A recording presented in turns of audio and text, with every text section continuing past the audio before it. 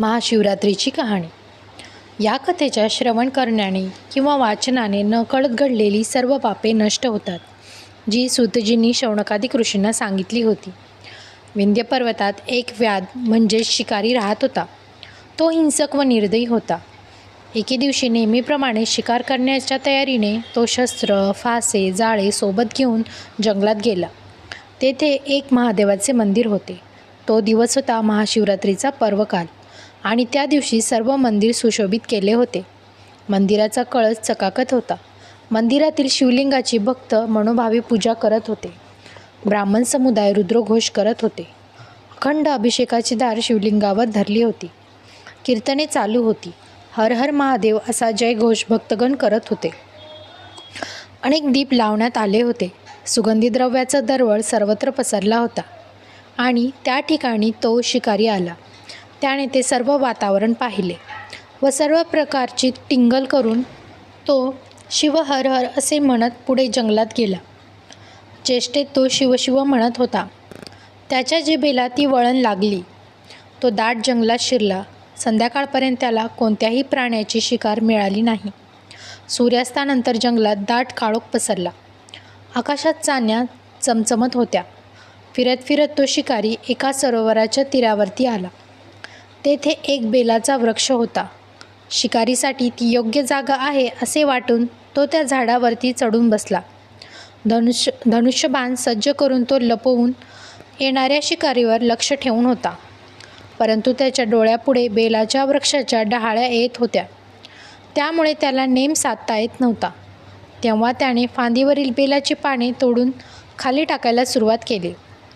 त्या बेलाच्या वृक्षाखाली ब्रह्मदेवाने स्थापन केलेले एक शिवलिंग होते. त्यावर त्याने तोडलेली पाने पडू लागली आणि अशा तऱ्हेने शिकाऱ्याकडून नकळत शिवरात्रीचे व्रत घडले होते. त्याला उपवास जागरण घडले होते. त्याच्या जिभेला हर हर म्हणण्याची सवय लागली होती व वरतून शिवलिंगावर बेलाची पाने पडून पूजनही घडत होते. रात्रीचा एक प्रहर उलटून गेला. त्या सरोवराच्या काठी एक गर्भिणी असलेली एक हरिणी पाणी पिण्यासाठी आली. तिला दुरूनच दिसले साक्षात मृत्यूचे रूप घेऊन शिकारी आपल्यावरती बाण रोखून बसला आहे.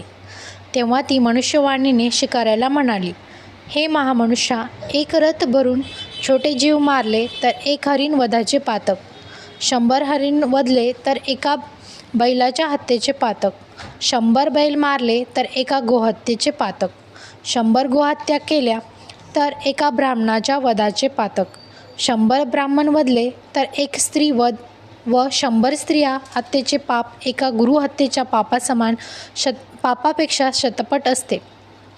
तर ही माझा अपराध नसतानाही तू माझ्यासारख्या गर्भिणीला मारू नकोस. माझ्या उदरातील निष्पाप जीवाचा वध करून तू दोष घेऊ नकोस. मनुष्यवाणीने बोलणाऱ्या त्या हरिणीला पाहून त्या शिकाऱ्याला आश्चर्य वाटले. तो म्हणाला, मनुष्यवाणीने बोलून तू एवढे शास्त्र कसे काय सांगतेस? माझ्या कुटुंबातील लोक माझ्यावरती उदरनिर्वाहासाठी अवलंबून आहेत. ते आज दिवसभर माझ्यासारखेच उपास्य आहेत. तरीसुद्धा माझ्या अंतःकरणात तुझ्याविषयी करुणा उत्पन्न झाली आहे. तू पूर्वी कोण होतीस? तुला एवढे ज्ञान कोठून मिळाले ते सर्व काही मला सांग. हरिणीने बोलायला सुरुवात केली. ती म्हणाली, पूर्वी देव आणि दानवांनी केलेले समुद्रमंथनामधून जी 14 रत्ने निघाली होती त्यात मी एक रंभा नावाची अप्सरा रत्न म्हणून निर्माण झाली. माझ्या रूपावर देव ऋषी प्रभावी झाले. त्यांचे मनोरंजन करणे माझे काम होते. स्वर्गातील दिव्य भोग भोगून सौंदर्याने उन्मत्त होऊन मी शिवभजन, शिवरात्रो, सोमवार, प्रदोषव्रत वगैरे सर्व काही सोडले. अमृतपान सोडून मद्यपान करू लागले. देवाचा संग सोडून हिरण्य नावाच्या दैत्याजवळ राहू लागले. एकदा तो दैत्य मृगयेसाठी दूरवर अरण्यात गेला. हे पाहून मला वाटले की या वेळात श्री शंकराचे दर्शन घेऊन यावे, म्हणून मी कैलासावर गेले. मला पाहताच भगवान शंकर क्रोधित झाले. माझ्याकडून घडलेला अपराध शिक्षा म्हणून त्यांनी मला शाप दिला की तू अत्यंत पापिणी असलेल्या मृत्यूलोकात हरिणी म्हणून जन्माला येशील. तुझ्या सख्यांनाही हाच जन्म मिळेल. हिरण्य राक्षस मृग होऊन तुमचा पती होईल. तो शाप ऐकून मी भयभीत झाले आणि श्री शंकराच्या चरणी क्षमा याचना करू लागले. उशाप देण्याची विनंती करू लागले. तेव्हा त्या दयाळू भोळेशंकराने मला उशाप दिला, 12 वर्ष पूर्ण झाल्यावर तुम्ही तात्काळ माझ्या चरणी याल. याप्रमाणे मला मृगयोनीत जन्म मिळाला. मी गर्भिणी असल्याने प्रसूती काळ जवळ आला आहे. तेव्हा मी ठिकाणावर जाऊन गर्भ ठेवून येते. त्यानंतर तू माझे प्राण घेतले तरी चालेल. त्यावर शिकारी म्हणाला, तुझ्या गोड बोलण्यावर माझा विश्वास नाही. खोटे बोलून हर तऱ्हेने प्राण वाचवावा हे प्राण्यांनाही कळते. तेव्हा तू महापापाचे उच्चारण करून शपथ घे, मग मी जाऊ देतो. त्यावर हरिणी म्हणाली, मी जर खोटे बोलत असेल तर ब्राह्मण काळात उत्पन्न होऊन जो मनुष्य वेदशास्त्र शिकत नाही, संध्या करीत नाही आणि सत्य पावित्र्य यांपासून वंचित असतो, त्याचे पातक माझ्या माथी पडो.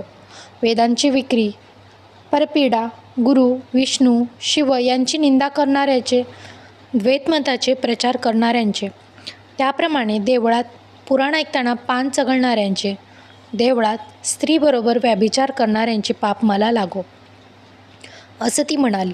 ती पुढे म्हणाली, जे नवरा बायकोचा वियोग करतात ते या जन्मी नपुंसक होतात. जे दुसऱ्यांचे वर्मे काढतात ते या जन्मी कावळे होतात. विद्या असून जे लोक शिष्यांना देत नाहीत ते पिंगळांच्या जन्माला जातात. जे ब्राह्मण अनुचित दान घेतात त्यांना पूर्वजन्मात गंडमाळ होतो. जे दुसऱ्यांच्या गायी पळवून आणतात ते या जन्मी अल्प आयुष्य होतात. जो राजा प्रजेला त्रास देतो तो वाघाच्या किंवा सापाच्या जन्माला जातो. जो साधूला छळतो त्याचा निर्वंश होतो. ज्या स्त्रिया व्रत नियम करतात, घरात धान्य असून पतीला जेवायला घालत नाहीत त्यांना वाघाचा जन्म येतो. ज्या कुरूप म्हणून पतीचा त्याग करतात त्या पुढील जन्मी बालविधवा होतात. तेथेही व्याभिचारी होऊन शेवटी वैश्या होतात. पतीची निंदा करणाऱ्या दासी कुलटा होतात. आईवडिलांना छळणाऱ्या माकड होतात. सासूसासऱ्यांना त्रास देणारे निसंतान होतात. शिकाऱ्या, तुला वचन देऊन जर मी आले नाही तर ही सगळी पापे मला लागू. मी खोटे बोलले तर शिवपूजेचा अपहार केला असे होईल. तिचा तो निर्धार व शपथ ऐकून शिकाऱ्याच्या मनात विश्वास निर्माण झाला. तो तिला म्हणाला, हे पतिव्रते, तू आता जा. रात्र संपताना परत ये. तू पुण्यवंत होऊन शिवपदात जाशील असा आशीर्वाद देऊन आणि पाणी पिऊन ती घरी गेली. शिकारी पुन्हा बेलाचे पान तोडून खाली टाकू लागला. आता 2 प्रहर सरली, रात्र झाली आणि शिकाऱ्याचे 7 जन्मीचे अर्धे पाप जळून गेले. शिकारी शिवस्मरण करीत होता. त्याला गोडी लागली होती. हरिणीच्या मुखातून निरूपण ऐकल्याने त्याला जागरणही झाले होते. त्यावेळी दुसरी एक हरिणी तेथे आली आणि पाणी पिऊ लागली. तिला पाहून शिकाऱ्याने धनुष्यबाण सज्ज केला. ते पाहून हरिणी म्हणाली, शिकाऱ्या, माझ्यावरती दया कर. पतीला भेटण्याची मला ओढ लागली आहे. ती माझी इच्छा पूर्ण होऊ दे. मी पुन्हा परत येईन. तिला मनुष्यवाणीतून बोलताना शिकाऱ्याला नवल वाटले. ही हरिणसुद्धा ज्ञानी दिसते असा विचार करून, तुम्हाला सर्व शास्त्रार्थ माहीत आहे. तुमचे जीवन धन्य आहे. तेव्हा शपथ घेऊन सांग, असं तो म्हणाला. त्यावर ती हरिणी म्हणाली, मी असत्य बोलत असेल तर विहीर, तळे, सरोवर, देवांचे मंदिर भग्न करणारे, गुरूंची निंदा करणाऱ्या, मद्यपी, दुराचारी, युद्धातून पळून जाणारा क्षत्रिय, दुसऱ्याच्या उपजीविकेचे साधन नष्ट करणारा, ग्रंथाची, वेदशास्त्रांची निंदा करणारा, संत भक्त यांचा द्वेष करणारा, हरिहर चरित्राचा अवहेर करणारा, दुराचारी, दुष्ट या सर्वांची पापं मला लागो. आपला मुलगा, आपली सून सौजन्याने वागत असतानासुद्धा जे त्यांना उगाच छळतात ते कुरूप व दरिद्री होतात. आपसात वैर करणारे भाऊ मासे होतात. गुरूंचा द्वेष करणाऱ्या संपत्तीहीन होतात. वाटसरूंचे वस्त्र लुटणारे अतिशूद्र होऊन प्रेतवस्त्रे वापरतात. तपस्वी म्हणून अनाचार करणारे सुरवंट होतात. कन्या विक्री करणारे हिंस्र प्राणी होतात. ब्राह्मण असून मद्य विकतो किंवा पितो तो नाश पावतो. ब्राह्मणांचा अपमान करणारा ब्रह्मराक्षस, मुले पळवून विकणारा कोडी होतो. गर्भपात करणारी स्त्री वांझ होते. देवालय पाडणाऱ्याचे हाडे मोडतात. अपराधाविना पत्नीला शासन करणाऱ्याला अर्धांगवायू होतो. ब्राह्मणांचे अन्न पळविणाऱ्यांचा निवंश होतो. गुरुसंत माता पिता यांचा अपमान करणारा धोत्रा, देवाजवळील वृक्ष तोडणारा पांगळा होतो.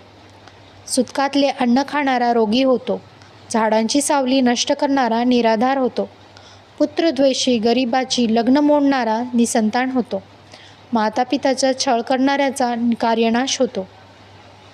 एकाच देवाची भक्ती व इतर देवांची निंदा करणाऱ्याला कमी मुले होतात. गोवध करणारा कर्कश बायको मिळते. बैलाला मारणाऱ्याला मूर्ख पुत्र होतो. गुरुचा त्याग करणारा अल्पायुष्य होतो. असे म्हणून ती हरिणी म्हणाली, मी पतीला भेटून लवकर नाही आले तर मला हे सर्व पापे लागो. शिकारी तिला म्हणाला, ठीक आहे, तू फार ज्ञानी दिसतेस, घरी जाऊन लवकर ये. त्यानंतर एक हरिण पाणी पिण्यासाठी काठावर आले. त्यावर धनुष्य रोखताच तो शिकाऱ्याला म्हणाला, शिकाऱ्या, माझ्या पतिव्रता स्त्रियांना मी विचारून येतो. तुला दिलेले वचन मी नाही पाळले तर कीर्तनात विघ्न आणणाऱ्या निर्वंश होतो. शूद्र ब्रह्मकर्म करणारा नरकात जातो. तीर्थयात्रेत विघ्न आणणाऱ्या अंगावरती जखमा होतात व तोही नरकात जातो. आईवडिलांचा दोह करणारा व्याधग्रस्त होतात.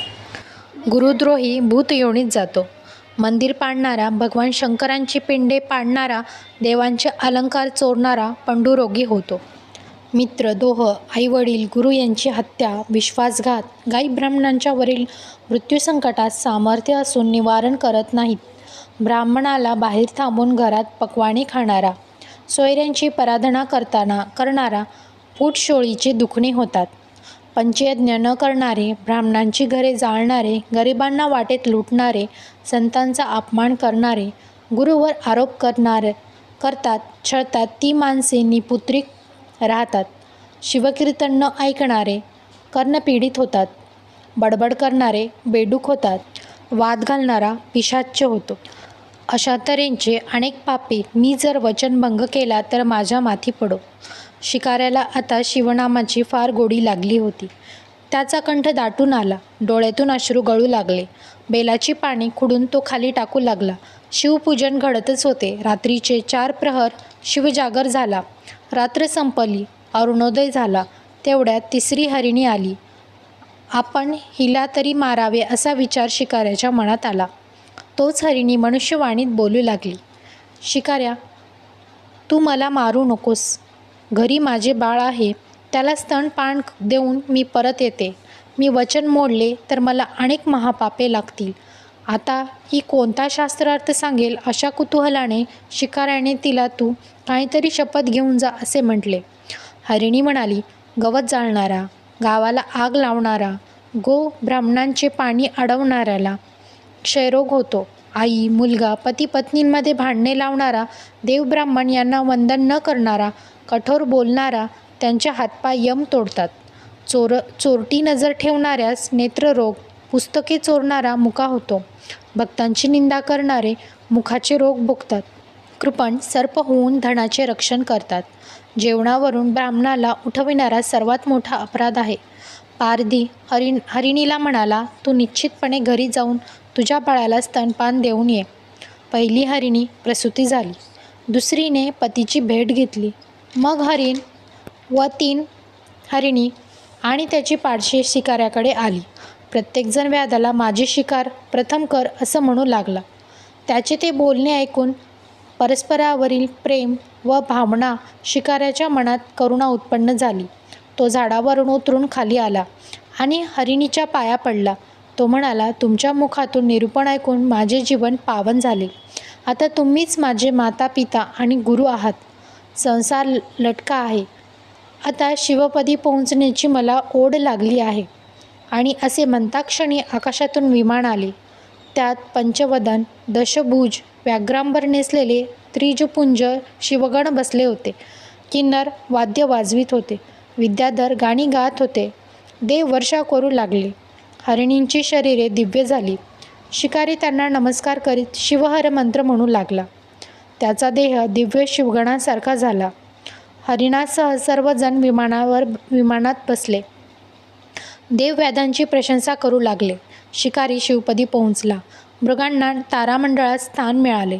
भगवान व्यासांनी लिंगपुराणात जे वर्णन केलेले आहे त्याचे हे प्राकृत वर्णन होते. ही महाशिवरात्रीची व्रतकथा श्रवण केल्याने सर्व पापे नष्ट होतात. ही कथा ऐकणारे खरोखरच पुण्यवंत व धन्य होतो. अशी ही महाशिवरात्रीची कथा संपूर्ण होते.